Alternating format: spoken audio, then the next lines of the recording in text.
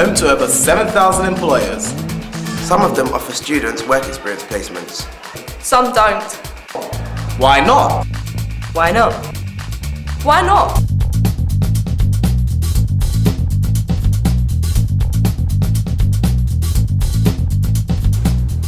They take up too much time to supervise. I really haven't got the time.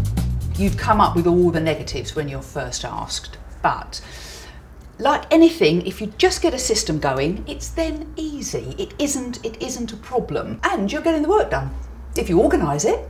When we first started taking work experience people, if you haven't actually had to think about it beforehand, it can feel a bit daunting. But what I've learned is if I set them mini projects and brief them fully at the beginning of the day, they're very happy to get on with it for the whole day. And the secret is certainly to plan and actually give them responsibility. If you give them projects, the company can benefit as well. They haven't got anywhere to put them. They'd be in the way. We don't take up much room!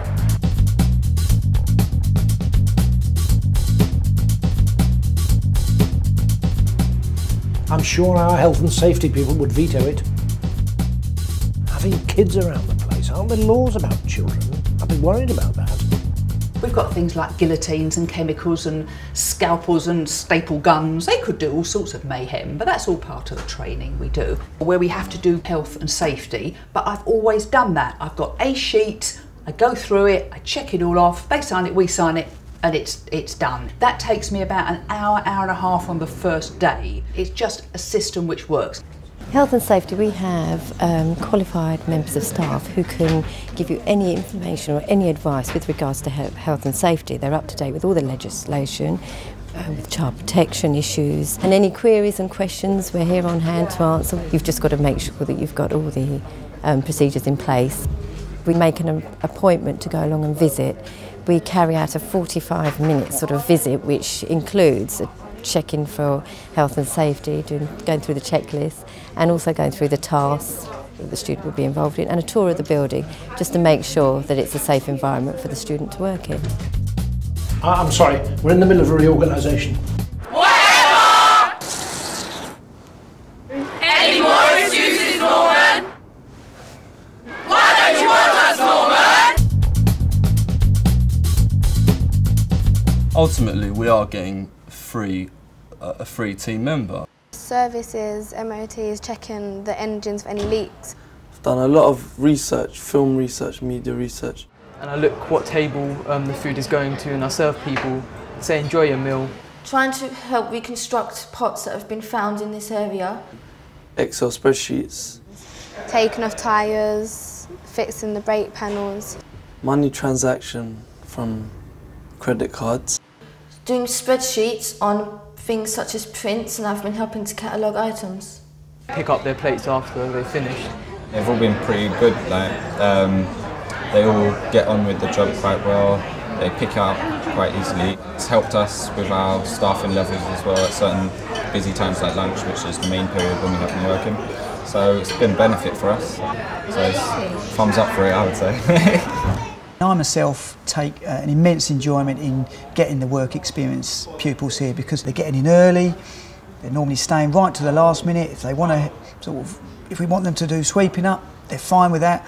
I've even had them asking if they can wash my car. And we've had one roaring success with a work experience lad who started here, and again he was a bit shy initially. After a few days it was obvious he was just naturally talented as a mechanic.